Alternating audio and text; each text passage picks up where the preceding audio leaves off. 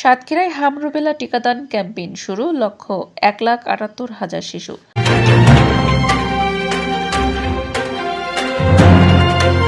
দর্শক স্বাগত জানাচ্ছে বিবিআর নিউজে। সাতক্ষীরা থেকে স্টাফ রিপোর্টার জহর হাসান সাগরের তথ্যচিত্রে বিস্তারিত দেখুন। সাতক্ষীরায় হাম রুবেলা টিকাদান ক্যাম্পেইন 2026 শুরু হয়েছে।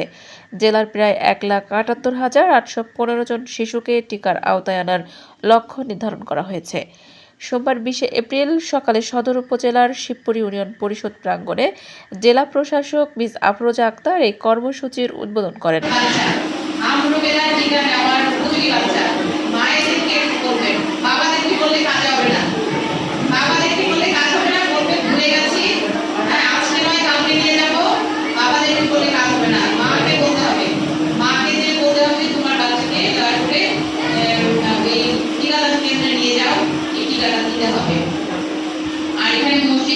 জেলা স্বাস্থ্য বিভাগের তথ্য মতে 6 মাস থেকে 5 বছর বয়সী শিশুদের জন্য এই ক্যাম্পেইন 20 এপ্রিল থেকে 10 মে পর্যন্ত চলবে।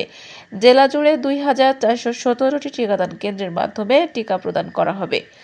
স্বাস্থ্য কর্মকর্তারা জানান, হাম ও রুবেলা প্রতিরোধে টিকাদান অত্যন্ত জরুরি। নির্ধারিত বয়সের সব শিশুকে টিকা দেওয়ার জন্য অভিভাবকদের প্রতি আহ্বান জানানো হয়েছে।